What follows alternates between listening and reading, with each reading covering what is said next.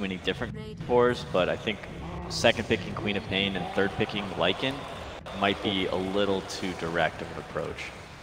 Feels like that LGD was just very confident with Magnus, that they just feels that they can pick it in the first two here.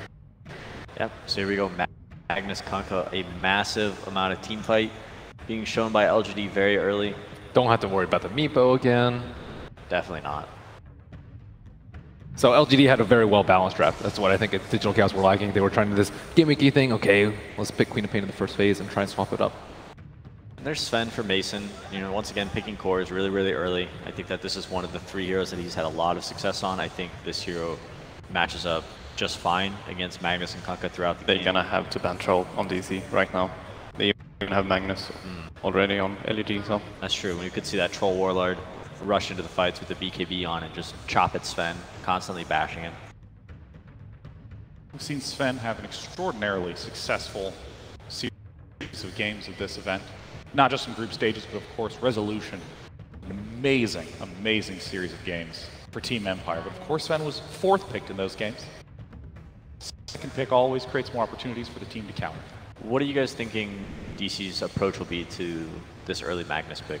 I feel like they'll try and combat it with... I really hope that they try to shut him out of the lane in the beginning and make sure that his stagger is delayed and that he's only going to be this Blink RP hero and not more of a damage dealer that he can become later on. Yeah, that's what we saw last game. I was potentially worried about that Magnus just carrying by himself. Yeah. What are the types of things that happen for Magnus if he is able to get farm and if he's not? Well, if he levels up in power pretty early and he gets a couple of items that'll help him farm faster, sometimes we even see Magnus like skip Blink and go Echo Saber, and they become this like hard carry with treads. We didn't see that last game, but once he levels up in power, he can start farming the jungle incredibly fast, and he can be 5 or 6 slotted pretty early into a game and have a huge physical damage capabilities. You can kind of view him similarly to Enigma, I would say, although a little bit different because Enigma you can synergize with many heroes, whereas Magnus is mostly melee heroes, but they both farm a lot, and then once it gets to the super late game, like the thing about Magnus is there's no item that you can build that's great versus him. BKB doesn't really matter, RP still pierces it, and anything else you just get cleaved down. Even armor is not particularly useful like Warcry, because if you get RP with one of your teammates, you can still get cleaved if he's not the main target. So it's just very difficult to itemize versus him if he gets a lot of farm, and he gets Shadow Blade, which make countering the initiation much more difficult. Very similar to Enigma. Actually, I like that comparison. A little bit different. He has got the instant disable, and it also groups everybody up instead of just kind of wishing them around in the black hole. We have seen some Oracle pairings with Sven, and we have seen some Oracle versus the Kunkka. It might be an option that they want to turn to try and deal with the RP. A lot of the times, I think teams try to pick Puck too, and try and disrupt the Magnus, just find him in the back of the fight, coil him, Shadow Strike him with Queen of Pain just so he can't get that good initiation off, but that's rather unreliable. I really like the Oracle pick for DC if they choose to go for it. Something to bail Sven out of trouble if he ever does get locked down before he gets his BKB off. Do you think that LGD will pick up any more control through Magic Community with this early Sven pick? Sven inevitably is going to build a BKB, and we've seen Sven's... I mean, they did ban the 2 best heroes against Sven, both Void and Troll. Nice. Normally Victoria plays the Tusk and the Kunkka, or else I would suggest that they could pick Tusk to try and deal with the BKB Sven, but... Death Prophet. These teams are not afraid to pick up their cores. This is a combo that we've seen a lot of the games. Actually, we saw Empire pick it twice in their games yesterday against EG, this Sven and Ancient Apparition combo. Or LGD combination now. Yeah. No, Sven and AA. Oh. A is a soft counter to Death Prophet. Yeah, I was going to ask about that, because Ancient Apparition's ultimate prevents healing, and we've been seeing Death Prophet do really amazing things, having just enough life to stay alive in those key team fights. That's the hardest thing about Death Prophet, is managing your soul siphons and making sure you land a couple in fights, and then being aware of how much damage or how far you can go into a fight without actually being bursted down. Both of the LGDs love this combo though, the Kunkka Death Prophet. Like, yeah, AA won't let you heal, but you're actually not going to die too, because Kunkka Boat with Death Prophet is like, you're going to get a ton of damage from your X. Especially if you get Oracle ulted, you start soul siphoning people, you're getting double the healing. And actually, Oracle is quite good against AA as well, because if you actually get the heal after your ultimate, like if A ultis you and Oracle ulti afterwards, and the AA ultimate wears off before Oracle's ulti wears off, then you actually get the HP that you wouldn't have gotten otherwise. Oh, really? Yeah. Oh. So it kind of goes both ways. Another great thing about Ancient Apparition, we've seen him throughout this tournament be a nice finisher for ganks that have been happening in the early game. He's been a really, really fun hero to watch. He also provides the team a little bit of vision, being able to launch ultimates all over the map. You can sometimes find little snippets of information about your team, your enemy team's location. Also, the Ice Vortex is a pretty long range, and you can scout inside the Roche pit, or maybe up a hill, without actually putting any of your heroes at risk. Lina, first hero I ever played in Dota, so of course, special place in my heart for Robin. And an affinity for it. Great burst hero. Dealing with Death Prophet is, one of the ways to kill her is to burst her. She likes to play aggressively. She likes to play on the, on the edge. But a Laguna Blade coming in at the right time could kill her while she's, being a little too overconfident. And Lina really works well with the Sven as well to follow up his stun to make sure that they can't get out. Lots of instant disables with Sven and Sand King for Lina to follow up on. At least from just seeing like these 4 picks from each team, I like the way that DC is going to handle the Magnus, because Sven and AA is one of the strongest heroes in the safe lane early on. The Sven stun is actually 2 seconds long, so if AA uses his cold feet and Sven stuns afterwards, the Magnus is going to have to skewer away, and the CD is quite long on that, so they're going to be able to keep him away from experience and gold. What's the last pick you want to look for here as DC? Well, we're about to find out. Prophet. Oh, interesting. Furion, I think Furion is pretty good here. I think having some treants running throughout the map, scouting for vision is going to be pretty important. I think LGD definitely has a team fight advantage with the 4 heroes they have here. So being able to see what's actually happening and potentially finding this Magnus before the fights take off is going to allow DC to position themselves to win team fights. Kunkka's quite good against Prophet, so that is the main problem I see with him. Yeah. He's like one of the best ones to be able to stop him. I look at Magnus and Kunkka as being the 2 initiators for LGD, and I think it's really difficult for them to start fights in that way, especially once DC picks up some BK, like a BKB on Sven or a BKB on Prophet. I think that when LGD goes to initiate, DC is going to jump them, and unless Oracle and Magnus are ready to counter-initiate, don't know how well that fight goes for them. In that way, the trees helps out really well to be able to scout them out. Exactly. The game is a lot about vision, so... Yeah, and when 2 teams have a ton of team fight, it's more so about how you take the fight rather than who's actually stronger. The last pick, Anti-Mage. That is a different turn of strategy from what I expected with the DP and Magnus, but... Everybody likes Sven up against Anti-Mage. A ton of physical damage coming out from Sven with his ultimate is, you can actually burst down Anti-Mage pretty easily. So Yao's going to be really on top of this game and very selective with the Oracle ultimates he throws out. I think Mag AM is a different story though. That's Mag AM versus Sven. I think AM has the advantage. It's going to be a very interesting game with the last pick, Anti-Mage. Anti-Mage can sometimes turn into the final boss of the game with his ability to accumulate so much farm. It's time to head into game number 2, where DC is 1 game away from elimination and LGD is 1 game away from top 8. Thank you very much, Day9. And indeed, here we go, game 2. We're seeing something a little different from both sides, mainly from DC, coming in with something a bit different as the panel said, getting Mason back on sort of his Sven, having this AA follow-up, but this lineup, I'll tell you what, from LGD, they've got, you know what I mean? We've got 2 very... never going to stop. They've got Death Prophet, Oracle, they have Kunkka, again, Magnus performance, game 1, 11 blue, so it's not going to be a walk in the park at all for DC. This is going to be tough. This is definitely going to be a hard one. Both teams, though, having pretty comfortable lineups that they're used to playing with. LGD has some of their absolute signature heroes, like we were talking about, the Kunkka, the Mag, Death Prophet. These are the big 3 that they've been playing a lot, and then we throw back to DC. Same kind of similar scenario with Bulba and the Sand King. 4F playing that Nature's Prophet. This Anti-Mage, though, the last pick Anti-Mage is massive in this game, because now it's really the Sven versus the world. Can Sven be able to match up versus this? It's a lot up to the early game. They're very magic damage oriented besides that Sven. And Anti-Mage, incredibly good versus Nature's Prophet and Lina. These 2 high mana pool heroes that can be very susceptible to that mana void. And like Merlini talked about, when it's anti-mage versus Sven, Sven wins out. But when it's anti-mage plus a Magnus, that's a completely different story because of how fast you enable him. And then you can actually kind of take fights away from the anti-mage for a bit because of the other 4 heroes that they have, the Kunkka, the Mag, the Death Prophet. These guys can force aggression. They can force objectives.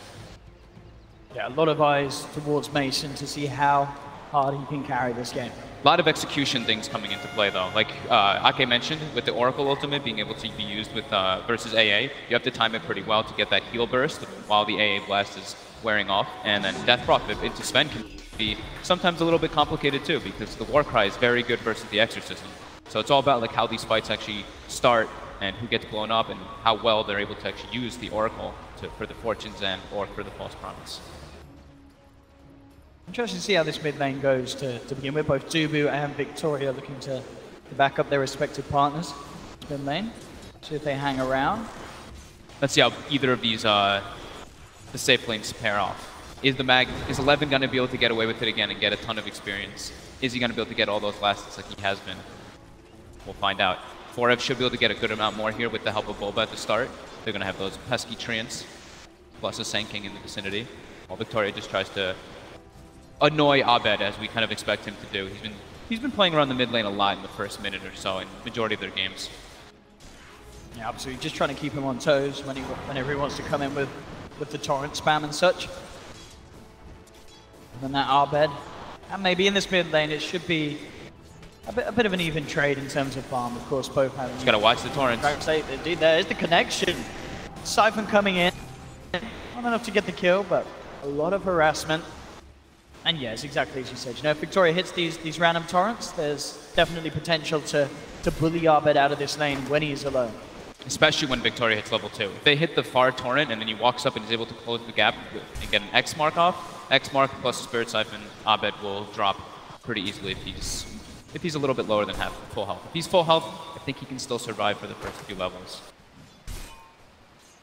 Up top 11, being forced to certainly be a little bit more careful than he was game 1. Doing damn well, though. He is still finding quite a bit of it. He's got this nice wave coming down towards him. We'll see if Dubu can maintain control of this top lane with the side pulls and such as he begins to make them.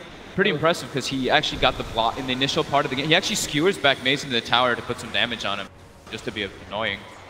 In the initial part of the lane, he got the range creep in front. Although Mason did also get denied a little bit afterwards, he was able to get that lane pressure coming out toward him. So level 3 already on that offlane mag, where you could expect him to pretty much be fully shut down from the AA Sven combo, as Ake was mentioning. It's a very hard lane to actually go up against with that hard stun plus the cool feet. Lane still both Abed and maybe standing toe-to-toe, and it's turned into a true 1v1 now, with Victoria turning his attention back towards the bottom lane. Yeah, Ame suffering a bit in last hits, 6-1. They have to make sure that they can keep him online. It's Death Prophet now, got a head start, should be able to keep that head start going. Now it's time to help the anti-mage. He is the real full win condition versus the lineup of DC. Yeah, Forever certainly having a good time down here. Nearly has the phase boots complete. LGD really trying their best. They've got a lot of catch, of course, between these two supports. There's a few levels, they've got a bit of nuke damage potential as well. DC already has a massive stack up at their hard camp. It's already 1, 2, 3, 4. 4x stacked up for the Sven once he gets level 6. So that'd be something nice to get the AA a faster level 6 online with the Sven cleaving that down, or Sven doing the neutrals while AA just saps the lane. Something along those lines. And now Boba trying to maximize. This is a good move. They forced a lot of aggression onto the anti-mage. They probably expected the Kunkka to be making those rotations. They actually do see him as well with that ward they placed on the river. So as soon as he makes the move away, Boba's like, okay, I can at least get a bit more farm since 4F should be just fine down bottom now. Yeah, and they need to shut this anti-mage down as hard as they can. Phase boots already on 4F. So yeah, this lane's going to get scarier for this anti-mage. I'm struggling.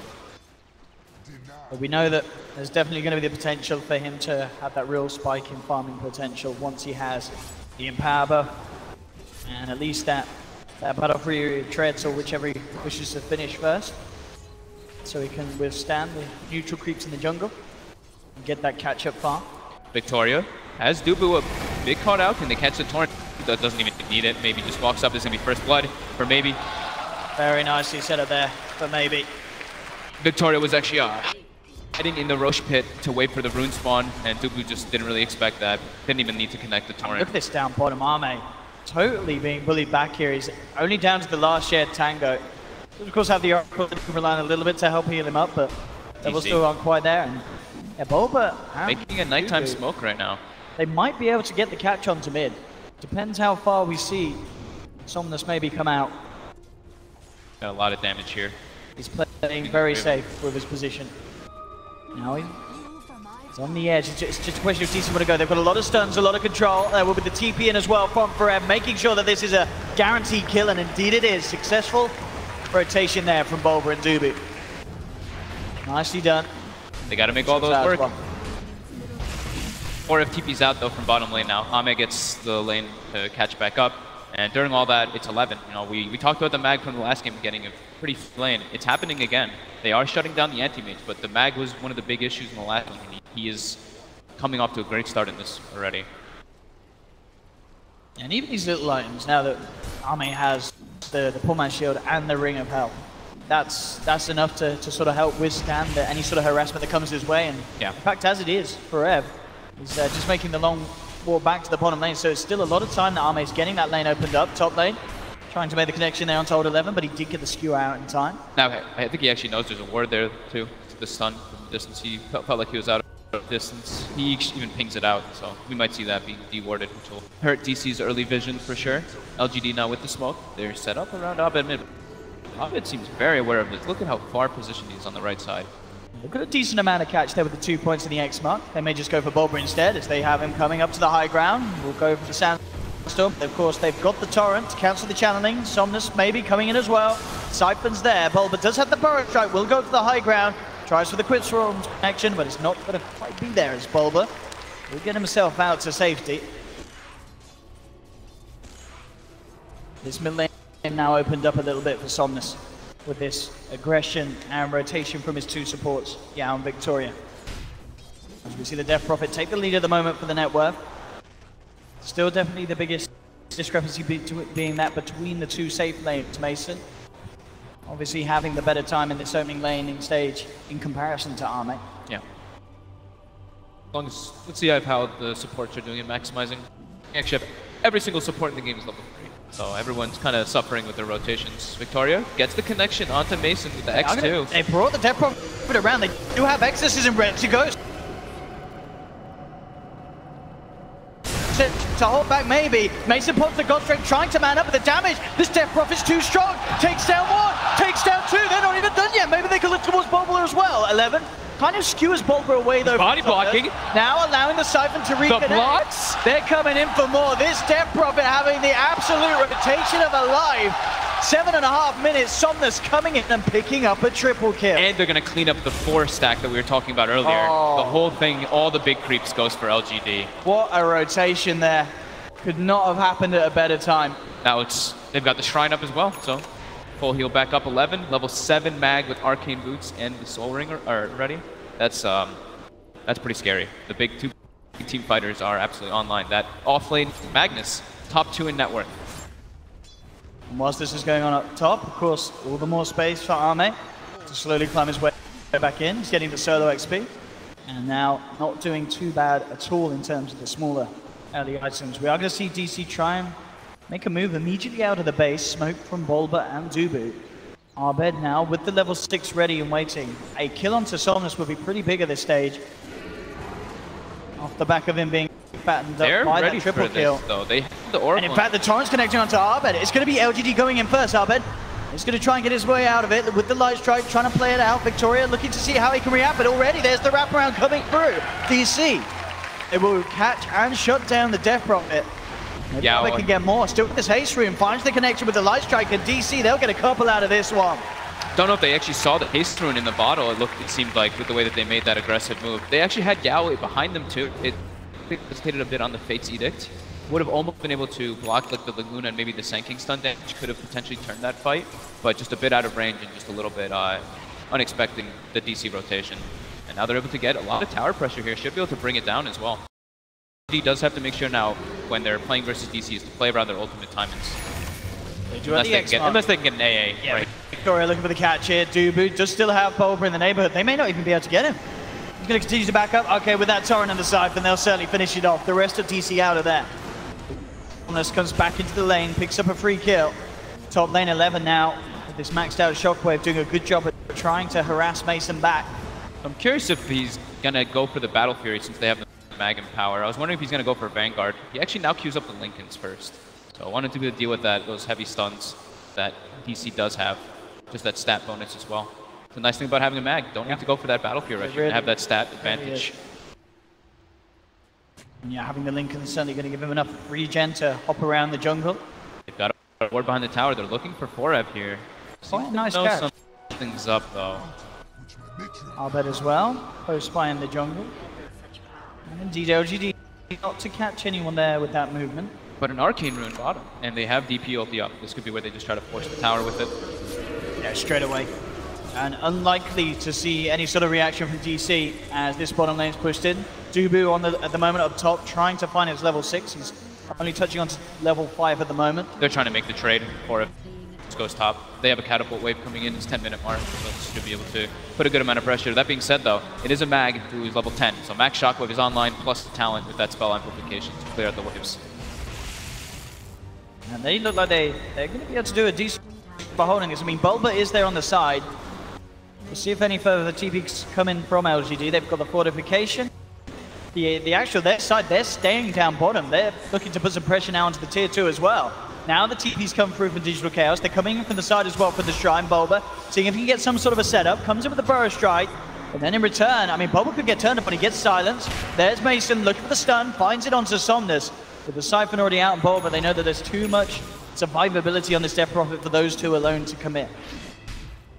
LGD wants their 2 supports to hit level 6 before they try to make anything too crazy happen. Having that boat online plus the Fortune's End will make their fight, well, make the Death Prophet super hard to bring down and gives them a lot more damage. Which right now, it's most of their damage is coming just from that Death Prophet. But still, quietly, slowly but surely, look at the net worths. They're pretty even on the 3 cores. But 11 is the big one, where it's just like, this is the off-lane Mag. He's already level 11, almost level 12 at the 12-minute mark, and he's going to have Blink Dagger at the, it seems like an even earlier time in the last game. This is truly terrifying. And we know, we saw how well LGD can play around having that RP available, you know, shutting down games within 22 minutes.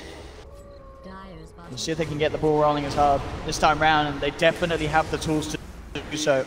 Having this Death Prophet in their lineup, having the Exorcism back online, Rule Scepter done as well, LGD wanting to make use of this, but it was underneath and around that ward, so we'll see how DC prepare for this one. There's still no boat online, so it's 12 minutes, Kunkka's only level 4, but Oracle is 6 now for the saves. And with the Yule Scepter picked up, they actually might just find Mason They here. might do indeed, Mason caught in the jungle, will turn with the stun, but the X-Mark into the Torrent is going to be on point, pops the war cry, it's not enough to keep him alive, Mason. Caught out in the jungle, LGD. The dream pick-off right there. Abed now gonna just try to pressure that bottom tower. At least to do something with the space that was given while Mason's dead. And LGD won't be able to capitalize on pressuring the top tower off of that since the Wrath of Nature was deployed to push the lanes out from Forev. Try to slow it, halt that push a bit, but now they're wrapping behind mid. Dubu might be the culprit here. He's almost certainly going to get spotted out here, Somnus, if he continues to move. Just saw them. They just showed themselves. Oh, Dubu, get out of there.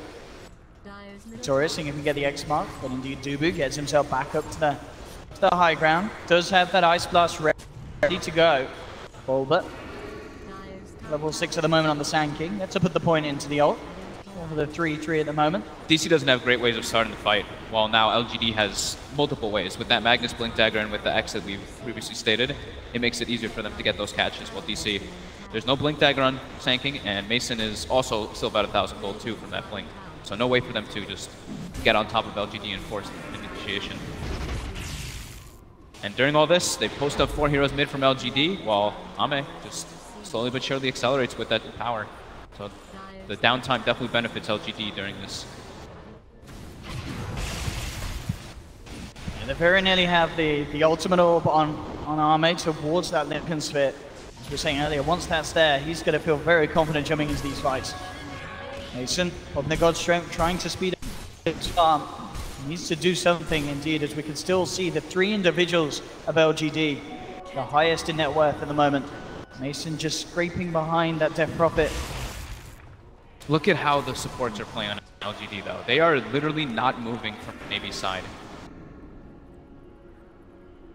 It's pretty hard for them to bring down the anti-mage because of how tanky it is. They have to pretty much get all the stuns on him. Look at the wrap around here straight away with the Ice Blast going on, so maybe he does have the self-fuels, but he falls down low and he gets taken out. The Dragon Slave's enough.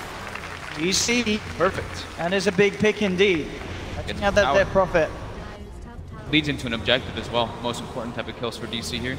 Yeah, alleviates the threat of potential pressure from LGD as well, making sure that the Exorcism is off the map for 15 seconds, pulling back from Mod 11, and indeed DC. They'll get away with taking this tier 2 for now. So instead of going to Lincoln's, picks up his own Battle Fury. Change of plan. Wants his own. He wants to be, since the way that the pace is, like he's just playing completely away from the Mag. He doesn't want Mag to cross the map and keep having to empower him.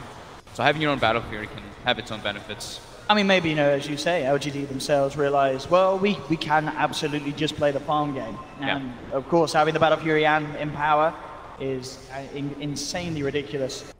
Having almost what's it out to be, it's what, 100% cleave or very close to. It's incredibly quick.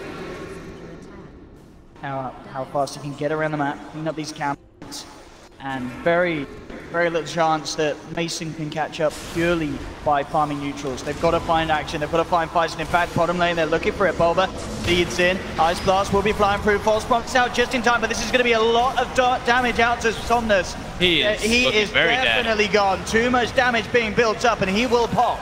LGD lose 2, DC doing exactly what they need, getting involved. They'll get the Courier as well, as also picking up Victoria. Getting 3 there. Absolutely perfect. They know that they can't play the farm game against this empowered Battle Fury anti-mage. They have to look for these fights, get Mason involved, and that's exactly what they've done.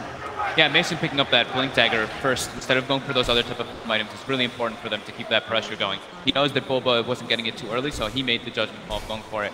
Bulba getting that nice stun as we see, and with them just completely outnumbering, and you can see LGD is nowhere in the vicinity to help this.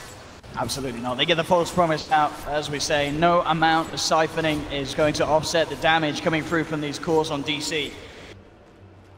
Big fight there for Digital Chaos, getting some of this momentum that they struggled to find in game 1. They need to get those pickoffs. Like that one was perfect because RP is up, so it's a risky kind of play, but they were aware of where LGD's heroes were and capitalized on it very quickly.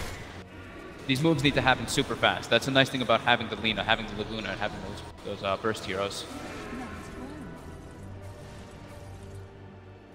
Still though, as we can see, Arme, the anti-mage at the top, was not involved in that last effect, keeping himself well ahead of the pack.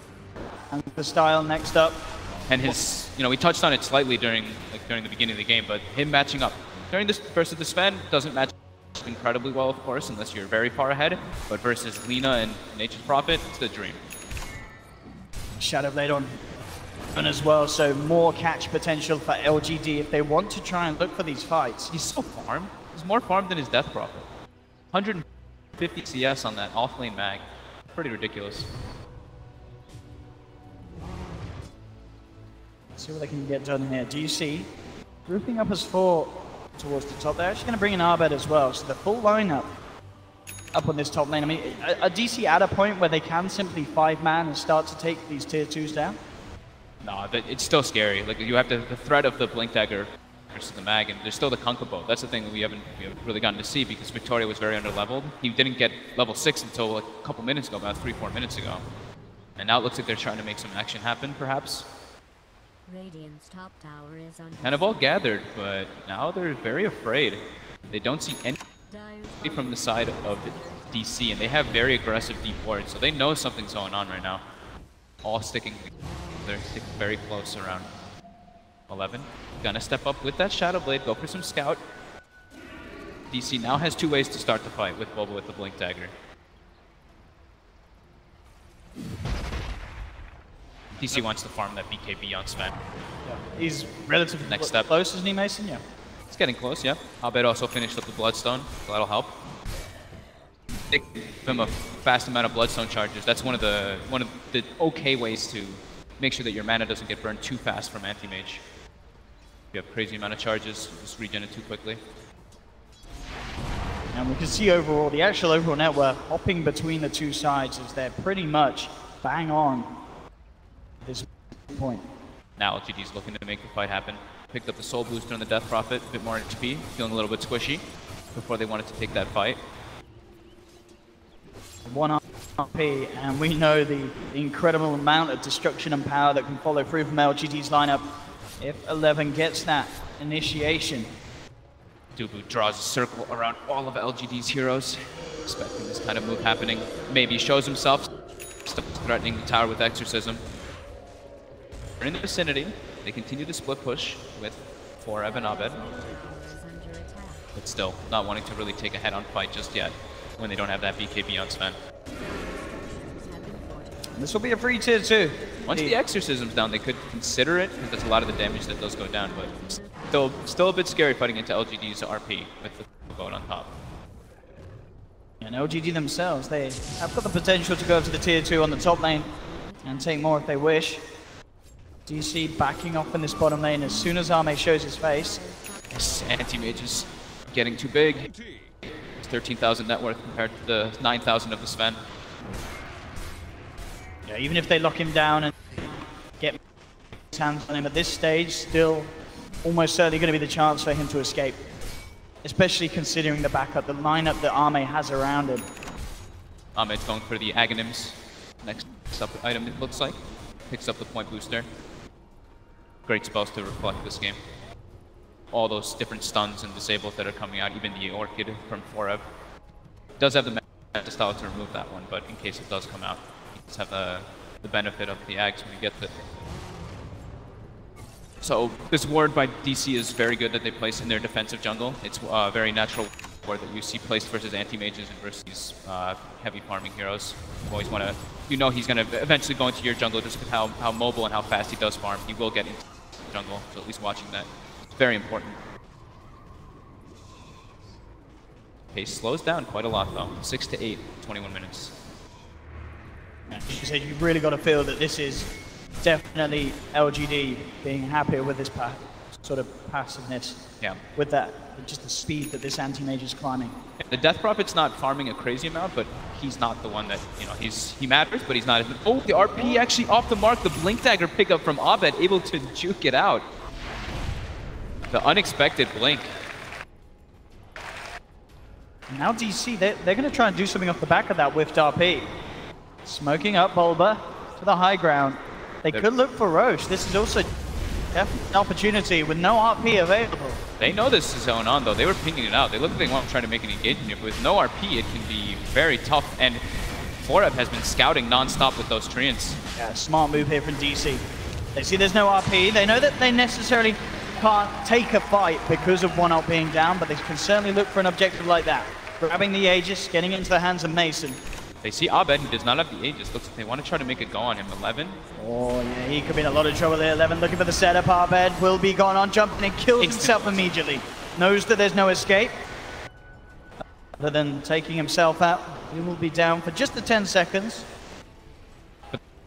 But that is the 12 charge Bloodstone that does get dropped down. And they have the Aegis. They don't expect that kind of aggressive move coming out from LGD. And during all this now too, Yama just still continues to farm. Almost he's finished up, 200 gold away. Yeah, it's going to be so hard to catch him. Yeah. Once that axe is on. He's already super hard to bring down. And still, the two supports from LGD are playing it very safe though. They're not making these risky plays. If you watch a lot of teams, they might go for more epic pickups. They're understanding what the nature of their lineup is. They're sitting either 2 heroes behind the Death Prophet or 2 heroes behind the Anti-Mage at majority of the times. Not only do they have this axe now done on Arme, they're looking to get the Lotus Orb out on 11. So another way that they can make sure that this anti-mage has full control during these team fights. Potential ward gets placed down. 11 actually walks up, gonna get brought down. Yeah, they find that even though the silence comes out onto them, the Godstrike's already there. DC, can they get more out of this though? They'll move down this top lane. They should be able to find a tier 2. No Magnus for 45 seconds. That's quite an opening for DC to use. So they go for anything else. They do still have the Aegis on Mason, a couple of seconds left on Godstrike, and they're going to try and push it even further. Ame is going to trade though. He's going to go right up onto the high ground, and he hits pretty darn hard on those towers right now. They have to back up. Arpeg actually going straight in. He's just bursted down the cooker. Somnus trying to lead it, but the Ice Blast is there. False Promise comes out just in time. Maybe taking a lot of damage. The split push. Amez getting the tier 3 right now. Yeah, that's one tower down in the mid lane. DC on the TP back. Dubu will make it. Can the rest of them, though, Lightstrike trying to hold back the side of LGD. They've found Bulba in the sidelines. The Ghost still out. They'll get the Sand King at least. And the rest of DC do escape. But as you say, DC, they do not get the tier 3, whereas LGD, having Arme clearing out that mid. This anti-mage, we've talked about it getting out of hand, and it really feels like, Fog, what is their answer to this anti-mage? How do they deal with him, whether it be him turning up to a fight, whether it be him going for the split push plays? He just seems a fair few steps ahead of what DC can offer in this game at the moment. You have to pretty much chain lock him down and hope that there's no Oracle there to save him, but Amez not playing in the fights. He doesn't need to still. He's just like, okay, I'm going to farm until I have my Abyssal Blade, and that's when I can actually just blink on top of Sven, deal with him, or just blink on top of Lina and burst her instantly. Once that Basher Abyssal Blade up, oh man, this could be a big RP. He's got up here as well, he's eyeing it up. Won't go for it on our bed. A little bit of hesitation there. Nature comes out. They're trying to get onto 11 here, but unable to close the distance. So the next, the solutions are going to have to be chain locking down that anti somehow, maybe going for a sheep stick on somebody later on to deal with that, but there's that Aghanims, so it can be super annoying. You can hex yourself and a lot of ways to save him. Basher complete as well now. Yep, 6,000 ahead of Sven. Absolutely incredible. Mason really needs that next big item or two to be able to stand toe-to-toe in the fights. He's working towards the Assault Cuirass. But it really is going to be so difficult for DC to just find that chance to do something around the anti-mage. Empower, empower, empower. Still racking up the gold. So LGD probably waiting for that Aegis to tick out. It's got about 1 more minute left on it, and then they can take a big straight-up 5v5 fight, not really be too concerned. Maybe wanting to pick up a gem of their own could be the next investment opportunity for Victoria. Do you see him under this ward? They want to try and make the jump. Bulba coming in and has the dust straight away with the Stormhammer, Ice Blast, everything coming through. 11's got. Nice. Quick reactions here from DC as soon as the Magnus came under their vision. Yeah, LGD destroyed one of the wards, but the secondary ward gets placed down. And look at this again. Look who's on the split push. Arme's ready to start bringing them back. We'll see how much damage they... Mason goes in. Mason, he's got straight in with the stun. Decides the Laguna with the Yules. Can they actually bring him down? He's got the False Promise 11 now, coming in with the RP onto Arbed. Barep does kill off the Oracle on the back of it all, but they've lost the Aegis on Mason. Bulba being forced back. There's the ult from Arme to burst down. Oh, and they get Mason. And they bring him back as well. The PKB not going to save Mason as he's down as well. Arme with a triple kill. Absolutely devastating there. It really feels like this draft, that final pick, anti-mage, absolutely genius here from LGD. He's crushing it. Maybe also there gets the as the Laguna Blade is coming up, ends up surviving, gets Oracle ulted, and then with a beautiful RP follow-up from 11. Absolutely perfectly synchronized. We'll see it again here.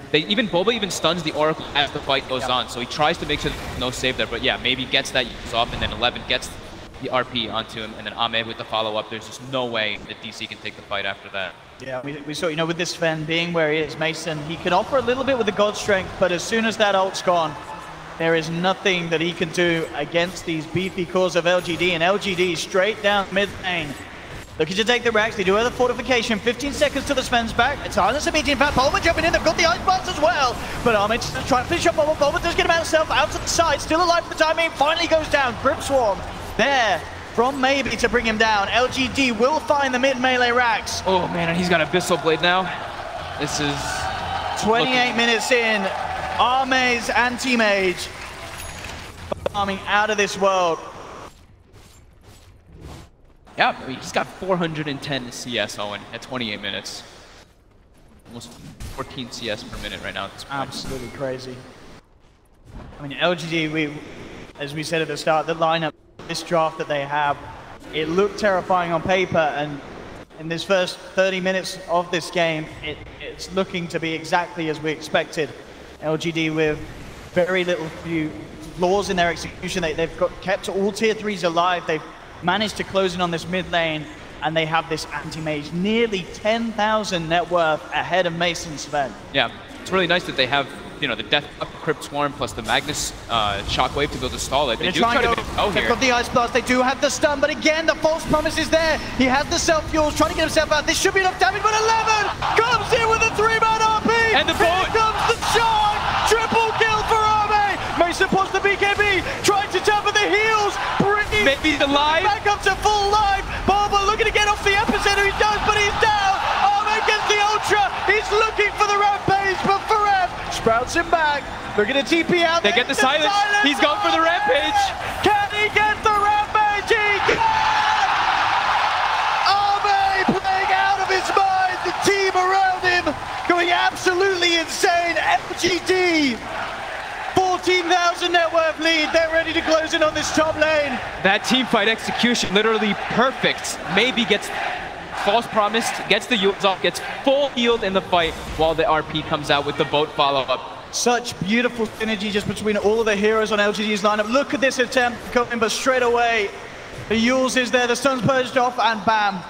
They look at with the amount of Fate's damage he Edict takes. as it comes off. The Fate's Edict eats the Laguna, so no damage. An 11 with that positioning, perfect RP into the Shark there from Victoria. And then typical AM contribution. Walks in, mana voids, get 3 kills.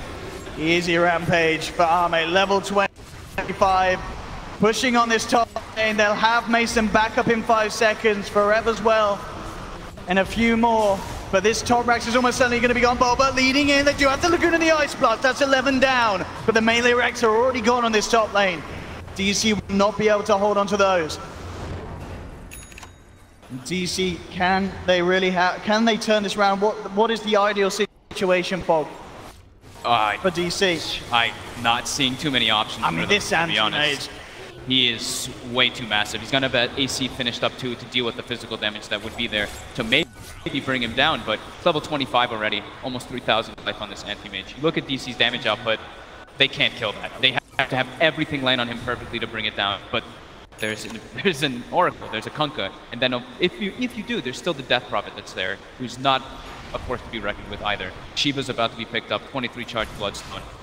An absolute menace. And we saw there Arme's GPM at the moment, nearly reaching the 900 at this stage of the game. DC trying to do the desperate move here, but it gets scouted out by an illusion. They've got to bail. This is so scary. They know there's no Magnus for 20 seconds, but LGD will almost certainly be prepared to fight without that. They're going to self-X the Death Prophet, leading up forward. She will be jumped upon. Ice Blast thrown back. Won't quite find the connection, but DC are making the space to finish this off. Now they're coming back in. Ice Blast passes across, maybe. Can he get in the pit in time? No, he can't. They will get it. They get the light strike there onto the anti-mage. You see Mason have a couple of tickles onto Arme, but DC, they're losing 3. Mason's trying to get himself out the X. It's already been used. He's going to get X back. He has the war cry. They've got the catch. But they're chasing in from the side. Maybe wraps in. They've got the control. They'll burst through the Aegis immediately. And they're ready for round 2. GG is called. LGD knocking Digital Chaos out of the tournament 2-0. 11 with an RP of celebration. It's this team, I mean, out of all of the sides that we've seen in the upper bracket and such, they may have kind of been sleeping on this LGD team, but bam, they've shown